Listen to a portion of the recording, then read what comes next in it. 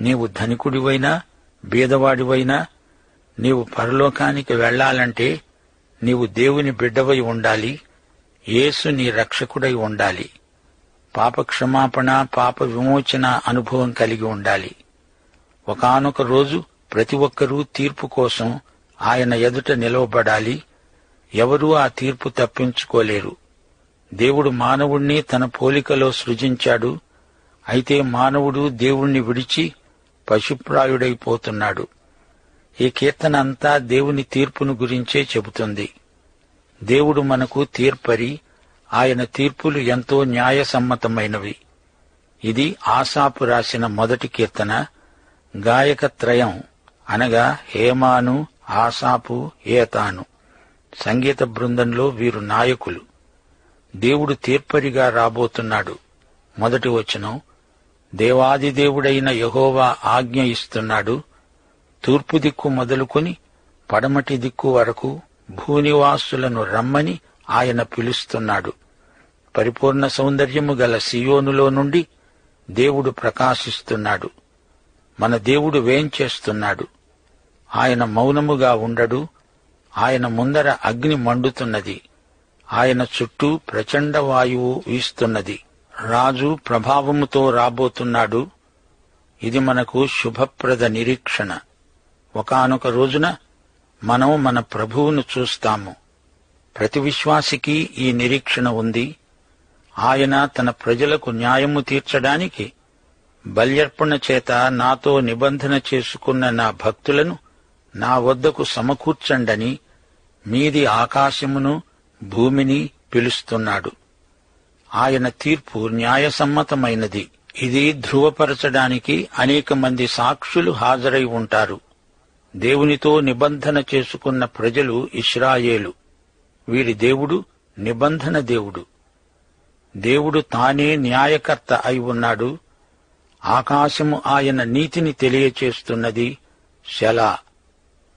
యోహాను సువార్త 5వ అధ్యాయం 22వ వచనం, తండ్రి ఎవరికీ తీర్పు తీర్చడు గాని తండ్రిని ఘనపరచునట్లుగా అందరూ కుమారుణ్ణి ఘనపరచాలని తీర్పు తీర్చడానికి సర్వాధికారము కుమారునికి అప్పగించాడు.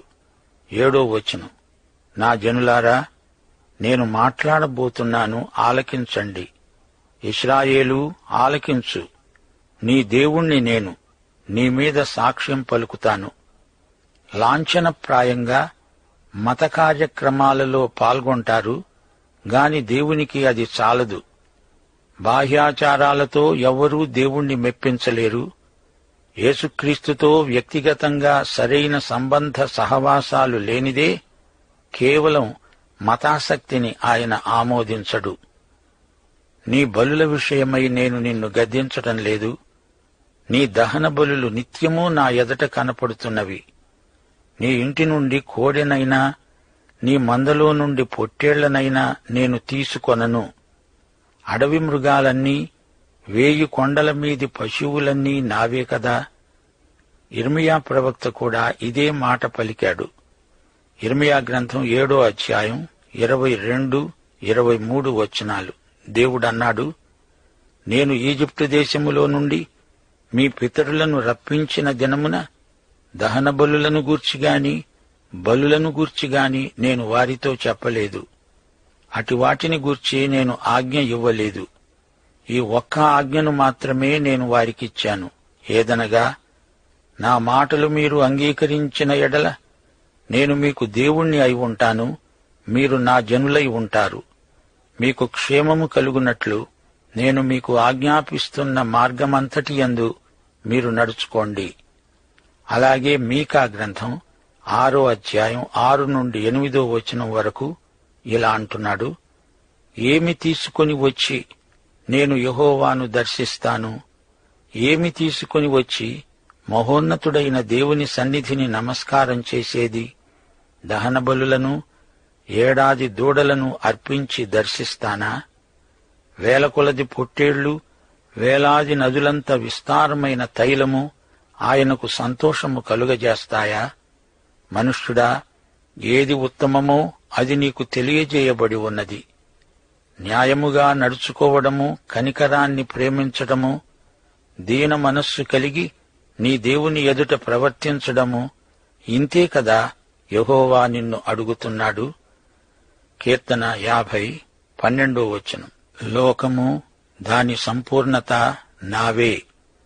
నేను ఆకలిగొన్నా నీతో చెప్పను. నిజమే, దేవునికి ఆకలైతే మానవ మాత్రులకు చెప్పవలసిన అవసరమేముంది? దేవుడంటున్నాడు, ఆపత్కాలమున నీవు నన్ను గూర్చి మొర్రపెట్టు, నేను నిన్ను విడిపిస్తాను, నీవు నన్ను మహిమపరుస్తావు. దేవుడు పాపాన్ని కప్పిపుచ్చడు, పాపాన్ని శిక్షించకుండా విడువడు. ఆయన పాపాన్ని ఏమాత్రమూ సహించడు. 21-22 ఇట్టి పనులు నీవు చేసినా నేను మౌనినై ఉన్నాను. అందుకు నేను కేవలము నీవంటి వాడను అనుకున్నావు. అయితే నీ కన్నుల ఎదుట ఈ సంగతులను నేను వరుసగా ఉంచి నిన్ను గద్దిస్తాను. ప్రియ శ్రోతలు, దేవుని మాటలు అలనాటి ఇశ్రాయేలుతోనే కాదు, ఈ రోజున నీతో నాతో పలికినట్లే ధ్వనిస్తున్నాయి. దేవుడు వేషధారులను అసహ్యించుకుంటాడు. దేవుడు మౌనంగా ఉన్నాడని చెప్పి నీ ప్రవర్తనను ఆమోదిస్తున్నాడు అనుకోవద్దు. తీర్పు దినం ఒకటి ఉంది. ఆ రోజున ప్రతి ఒక్కరూ లెక్క అప్పగించాలి. ఒప్పుకుంటే, పశ్చాత్తాపపడితే రక్షిస్తాడు, లేకపోతే శిక్షిస్తాడు. రక్షణ మార్గం నాడు నేడు ఒక్కటే. అప్పటి దేవుడే ఇప్పుడు ఉన్నాడు. 23 స్తుతియాగము అర్పించేవాడు నన్ను మహిమపరుస్తున్నాడు. నేను వానికి దేవుని రక్షణ కనపరుచున్నట్లు వాడు మార్గము సిద్ధపరుచుకున్నాడు. దేవుని కృప ఎంత గంభీరమైనదో గుర్తించారా? దేవుని రక్షణ మార్గాన్ని కోరుకునేవాడు ధన్యుడు. దేవునికి స్తుతి స్తోత్రములు కలుగునుగాక. ఇప్పుడు మనం 51 కీర్తనలోకి వస్తున్నాము. దావీదు పశ్చాత్తాపం ఈ కీర్తనలో వ్యక్తం చేయబడింది. దావీదు దేవుని ఆజ్ఞలలో 2 భంగం చేశాడు. 10 ఆజ్ఞలలో 7వ ఆజ్ఞ వ్యభిచారము చేయకూడదు. తాను వ్యభిచరించి పాపం చేశాడు. బత్షెబాతో వ్యభిచరించాడు. 6వ ఆజ్ఞను కూడా మీరాడు. నరహత్య చేయకూడదు. ఊరియాను చంపించాడు. అది ఘోరమైన హత్య. ఊరియా నమ్మకమైన సైనికుడు. అతడు బెత్షెబా భర్త. అన్యరాజులలో ఇలాంటివి ఎన్నో జరగటం పరిపాటి. కాని దావీదు దేవునికి చెందిన వ్యక్తి గదా. అందుచేత అతని నేరం దేవుణ్ణి ఎంతో బాధపెట్టింది. కీర్తన 32:3 దావీదు వాపోతూ అన్నాడు, నేను మౌనినై ఉండగా దినమంతా నేను చేసిన నా ఆర్తధ్వని వలన నా ఎముకలు క్షీణించాయి. దివారాత్రులు నీ చేయి నా మీద బరువుగా ఉంది. నా సారము వేసవి కాలమున ఎండినట్లు అయిపోయింది. దేవుడు తన ప్రవక్త అయిన నాతానును దావీదు దగ్గరికి పంపాడు. నాతాను దావీదుకు ఒక కథ చెప్పాడు. ఒక ఊళ్ళో 2 వ్యక్తులున్నారు. వారిలో ఒకడు ధనికుడు, మరొకడు బీదవాడు. ధనికునికి గొర్రెల మందలు చాలా ఉన్నాయి. గాని బీదవాడు ఏమీ లేని నిరుపేద. అతడు అల్లారుముద్దుగా ఒక గొర్రె పిల్లను పెంచుకుంటున్నాడు. ఇంటికి అతిథి వచ్చినప్పుడు ధనికుడు తనకు ఉన్న గొర్రెలలో ఒక్కదాన్ని తెచ్చినవాడు కాడు.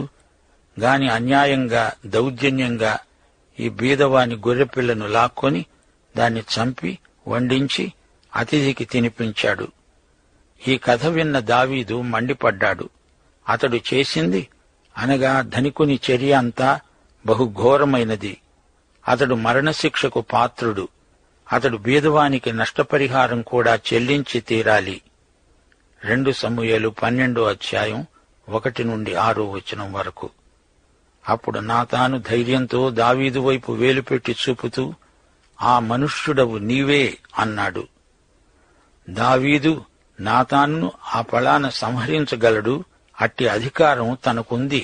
అయినా అతడు దేవుని హృదయానుసారి అయిన మనుష్యుడు. అందుచేత వెంటనే పశ్చాత్తప్తుడై దేవుని క్షమాపణను వేడుకున్నాడు. తన పాపాన్ని దేవుని సన్నిధిలో ఒప్పుకున్నాడు. దేవుడతని పాపాన్ని క్షమించాడు గాని అతని పాప ఫలితం అప్పటికప్పుడే కనిపించింది. దావీదుకు బెర్షబా కన్న పిల్లవాడు చనిపోయాడు. ఈ సందర్భంలో దావీదు తన హృదయాన్ని దేవుని ఎదుట కుమ్మరించుకుంటూ ఈ పాట రాశాడు. పశ్చాత్తాప కీర్తనలన్నిటిలో బహుశ్రేష్టమైనది 51వ కీర్తన. ఈ కీర్తనను 3 భాగాలు చేయవచ్చు. 1 మనస్సాక్షి ఆక్రందన, పాపపు ఒప్పుకోలు, 1 నుండి 3వ వచనం వరకు. 2 పశ్చాత్తాపం, దేవుని కనికరం, 4 నుండి 8వ వచనం వరకు.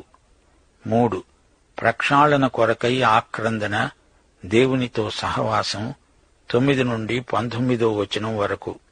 ఇప్పుడు 51వ కీర్తన 1వ వచనం నుండి వినండి. దేవా, నీ కృప చొప్పున నన్ను కరుణించు, నీ వాత్సల్య బాహుళ్యము చొప్పున నా అతిక్రమాలను తుడిచివెయ్యి. నా దోషం పొయ్యేటట్లు నన్ను బాగా కడుగు, నా పాపం పొయ్యేటట్లు నన్ను పవిత్రపరచు. నా అతిక్రమాలు నాకు తెలిసే ఉన్నాయి, నా పాపము ఎల్లప్పుడూ నా ఎదటనే ఉన్నది. ప్రియ శ్రోతలారా, పాపము అనే అంశం చాలా సంక్లిష్టమైనది. పాపము అనడానికి దావీదు అనేక పదాలు ప్రయోగిస్తున్నాడు. దేవుడు బైబిలులో పాపానికి ఇంకా ఎన్నో పర్యాయ పదాలు వాడాడు. ఒక వంకర టింకర కర్రను మీ ముందు ఉంచాననుకోండి, అది ఎలా వంకరగా ఉందో పలువురు పలు విధాలుగా వర్ణిస్తారు. తిన్నని కర్ర అయితే అది చక్కగా సరళంగా ఉంది అని అందరూ ఒకే మాట అంటారు, ఒప్పుకుంటారు. అలాగే పాపం కూడా. దావీదు తన పాపాన్ని అతిక్రమం అంటున్నాడు, అనగా దేవుడు పెట్టిన హద్దును మీరాను అంటున్నాడు. తరువాత తన పాపాన్ని దోషం అంటున్నాడు. దోషము అనేది పొరపాటును మించిన తప్పు. అది ఎన్నటికీ ఒప్పు కాదు, అది నిరాక్షేపమైన వాస్తవం. దోషం దాగదు, తేటగా కనిపిస్తుంది. పాపం అనే మాట సరే. పాపం అంటే గురి తప్పడం అని అర్థం. దేవుని ప్రమాణం అనే గురిని తప్పడం పాపమని వ్యవహరించబడుతుంది. రోమాపత్రిక 3వ అధ్యాయం 23వ వచనం, ఏ భేదము లేదు, మనుష్యులందరూ పాపము చేసి దేవుడు అనుగ్రహించే మహిమను పొందలేకపోతున్నారు. చెడుతనం అనే మాటను కూడా దావీదు వాడాడు. మంచితనానికి వ్యతిరేక పదం చెడుతనం. ఇది కీడు. దీనిని గురించి దావీదు మనస్సాక్షిలో రభస మొదలైంది. తన పాపాన్ని, ఆ పాపం చేసిన తనను తానే ద్వేషించుకున్నాడు, అసహ్యించుకుంటున్నాడు. మనస్సాక్షి మానవునిలో ఉండి ఏం చేస్తుంది? నీవు ఏమై ఉన్నావో చూపుతుంది. ఏది మంచి ఏది చెడు అని బోధించదు గాని నీవు సరిగ్గా ఉన్నావా లేదా అని చూపుతుంది మనస్సాక్షి. నీవు ఈ సందర్భంలో ఈ పని చేస్తే నీవు సరిగా ఉన్నట్టేనా అనేది మనస్సాక్షి చూపుతుంది. 1 కొరింథీ 10వ అధ్యాయం 29వ వచనంలో పౌలంటున్నాడు, మనస్సాక్షి నిమిత్తము అనగా నీ సొంత మనస్సాక్షి నిమిత్తము కాదు, ఎదటివాని మనస్సాక్షి నిమిత్తమే ఈలాగు చెబుతున్నాను. ఎందుకనగా వేరొకని మనస్సాక్షిని బట్టి నా స్వాతంత్ర్య విషయంలో తీర్పు తీర్చబడనేలా? నీవు ఏది తిన్నా దేవునికేమీ పట్టదు. నీవు ఎవరి ఇంటికో భోజనానికి వెళ్లావు, వారు ఏదో వడ్డించారు, అది విగ్రహాలకు అర్పించబడిందే అయినా అది నీకు ఎవరూ చెప్పలేదు, నీవు అడగాల్సిన అవసరమూ లేదు.